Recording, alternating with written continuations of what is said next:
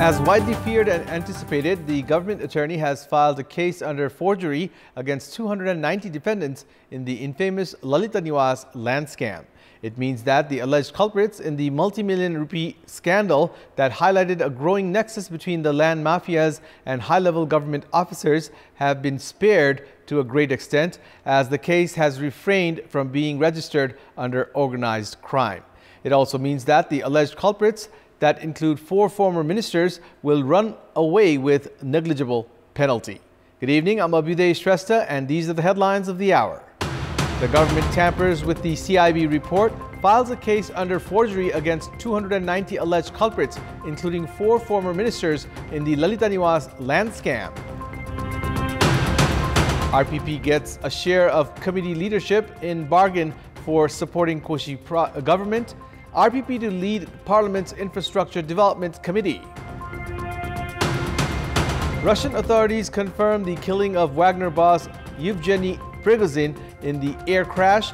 Investigations continue on the cause of accident. And Nepal's table tennis players complete 6 decades of participation at the Asian Games. Table tennis standard remains static.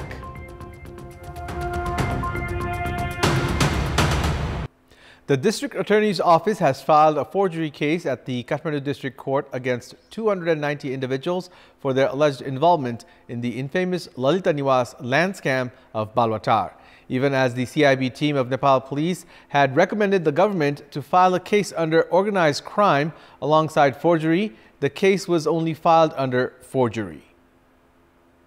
The CIB had reopened the Lalita Niwas land scam on 27th of June, 2 months ago, after arresting the owner of the Bhatpatini supermarket chain, Meen Bahadur Gurung. In the 2 months since then, CIB has arrested 23 more individuals. All these individuals were investigated under organized crime, as the district court had allowed 60 days of judicial custody to probe the case.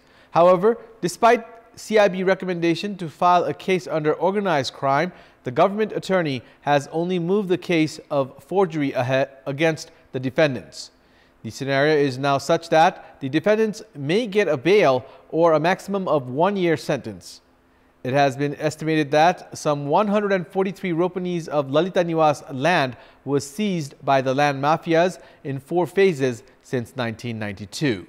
The government attorney, which 3 years ago was alleged of not being willing to move ahead with the case, has now been charged of attempting to make the case feeble under political pressure. Candidacies for the chairpersons of 10 thematic committees under the House of Representatives have been filed today.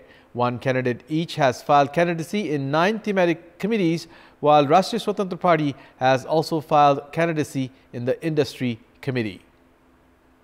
Nepali Congress has filed candidacy in 3 thematic committees.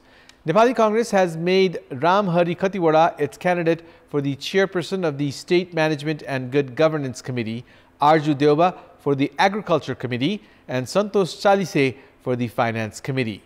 Likewise, main opposition CPN-UML has put forth Rishikesh Pokhrel as its candidate for the Public Accounts Committee and Kiran Shah for the Women and Children Committee.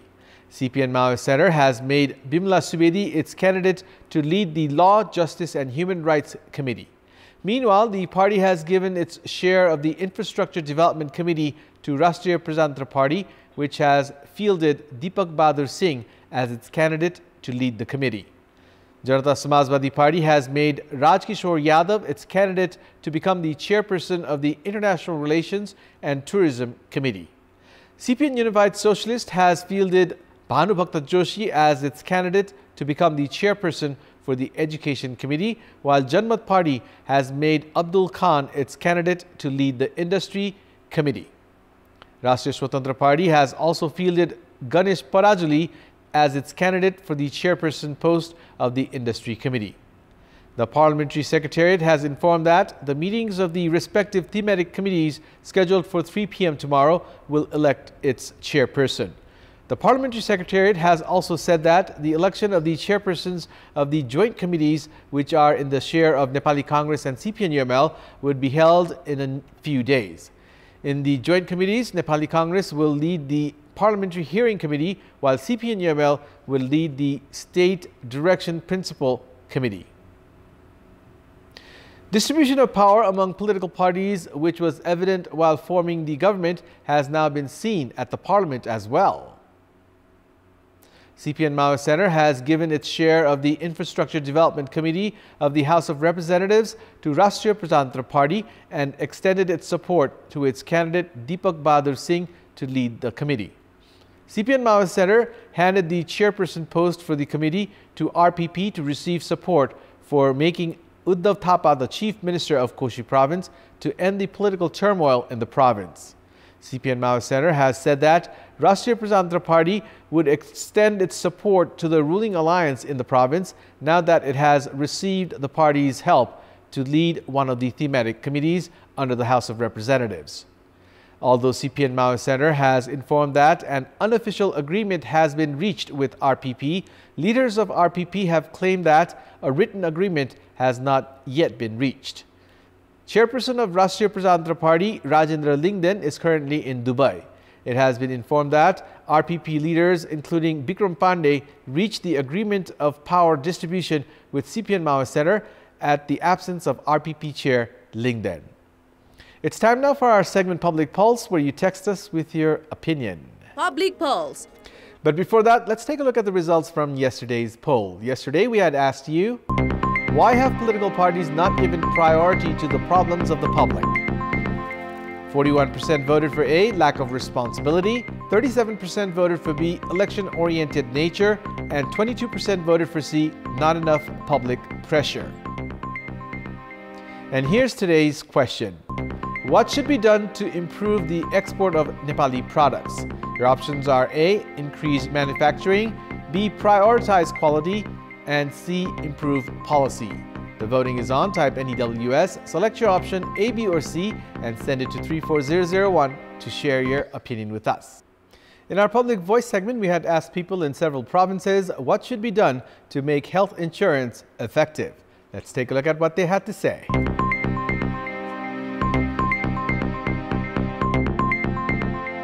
गाउँ-गाउँमा चेतनामूलक कार्यक्रम गर्न पर्छ।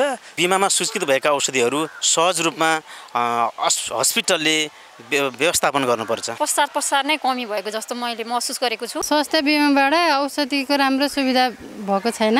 त्यो चाहिँ औषधि राम्रो व्यवस्था गरेपछि राम्रो हुन्छ। बिमा भनेकै उसको नगद पैसा हो, उसले पैसा तिरेरै सेवा सुविधा लिन लागेको भन्ने कुरा चाहिँ बुझिदिनु पर्छ। हामी दुर्गमको मान्छे अनि स्वास्थ्य बिमा भनेको थाहै छैन। ठुलठुलो रोगको पनि उपचार पाइदिएदेखि अझ प्रभावकारी हुन्थ्यो। पिछडिएको क्षेत्र छ, त्यो क्षेत्रमा गएर यसका स्वास्थ्य बिमाका फाइदाहरूको बारेमा यसो जनचेतना जगाउन पाइयो भने पक्कै पनि यो प्रभावकारी हुनेछ। कुनै पनि डकुमेन्ट बोकेर जाँदाखेरि उसको स्वास्थ्य बिमा कार्डसँग त्यो हेर्दाखेरि चाहिँ कम्प्युटरमा ठ्याक्क देखियो भने सहज हुन्छ। स्वास्थ्य बिमा गरिसकेपछि सबै सरकारी हस्पिटलहरूबाट बिरामीहरूले उपचार पाउनु पर्यो।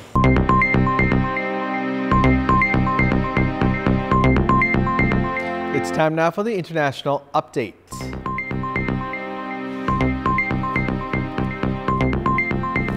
Russian officials said Wagner chief Yevgeny Prigozhin has been confirmed dead after genetic analysis of bodies found in Wednesday's plane crash. The investigative committee said the identities of all 10 victims had been established and corresponded to those on the flight's passenger list. Prigozhin's private jet came down northwest of Moscow last Friday, killing all those on board. The Kremlin has denied speculation it was to blame for the crash. The investigative committee said it was continuing a criminal investigation. The victims include several senior figures in Wagner, a Russian mercenary group set up by Prigozhin and involved in military operations in Ukraine, Syria, and parts of Africa. Among them was Dmitry Utkin, who managed Wagner's military operations. The plane flying from Moscow to St. Petersburg was flown by pilot Alexei Levshin and co-pilot Rustam Karimov, and there was one flight attendant on board. The crash came 2 months after Prigozhin led a Wagner mutiny against the Russian armed forces, seizing the southern city of Rostov and threatening to march on Moscow. The standoff was diffused after a deal was reached which led to Prigozhin and Wagner fighters relocating to Belarus. However, Russian President Vladimir Putin described the mutiny as a stab in the back, and there has been speculation that Russian security forces were somehow involved in the crash. U.S. officials said that the most likely cause of the crash was an explosion on board the plane, and the Pentagon said Prigozhin was probably killed. On Friday, Kremlin spokesman Dmitry Peskov said rumors of foul play were an absolute lie. President Putin has sent his condolences to the families of the victims. He described Prigozhin as a talented person who made serious mistakes in life. Zimbabwe's Emerson Mnangagwa secured a second term as president at an election this week, winning over 52% of the vote, the country's electoral commission said late on Saturday. Mnangagwa, who took over from longtime leader Robert Mugabe after a 2017 army coup, was widely expected to secure re-election. As analysts said, the contest was skewed in favor of the ruling party. His main challenger, Nelson Chamisa, who leads the opposition Citizens Coalition for Change party, secured 44% of the presidential vote, according to the Zimbabwe Electoral Commission. Mnangagwa narrowly defeated Chamisa at the last presidential election in 2018. The opposition alleges that election was rigged, but the Constitutional Court upheld the result. Mnangagwa's ZANU-PF party has been in power for more than 4 decades. It's time now for the sports news. Sports news.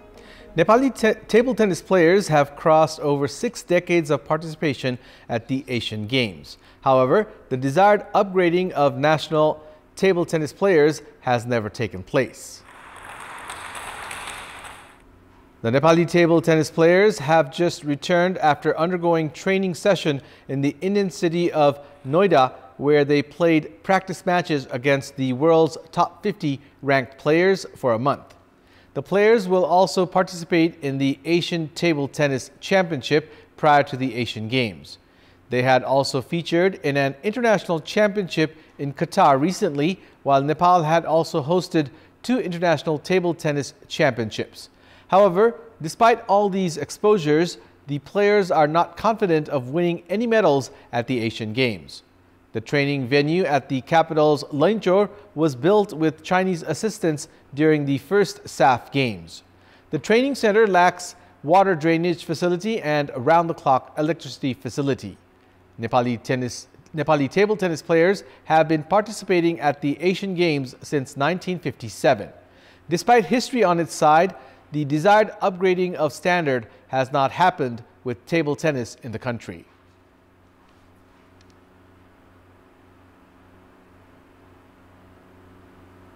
Pakistan have announced the team for the Asia Cup to be jointly organized by Pakistan and Sri Lanka from the 30th of August, this Wednesday. After India refused to play the tournament in Pakistan, the venue of matches involving India and the final were shifted to Sri Lanka. The Pakistan Cricket Board announced the 17-member squad led by skipper Babar Azam a day after Pakistan clean swept the series against Afghanistan 3-0. Against expectation, Tayyab Tahir, whose batting was instrumental in defeating India in the finals of the Emerging Cup, has only made it to the reserve list. Abdullah Shafiq, Fakhar Zaman, Imam ul Haq, Salman Ali and Iftikhar Ahmad have made it to the team. Likewise, Mohammad Rizwan, Mohammad Harris, Sadab Khan, Mohammad Nawaz, Usma Mir, Saud Shakil and Fahim Arshaf are also in the team. Likewise, Haris Rauf, Mohammad Wasim, Nasim Shah and Shaheen Shah Afridi have also been selected. The Asia Cup begins with the much-awaited clash between Pakistan and Nepal this Wednesday. That's all for the moment. Thank you for watching. Good night.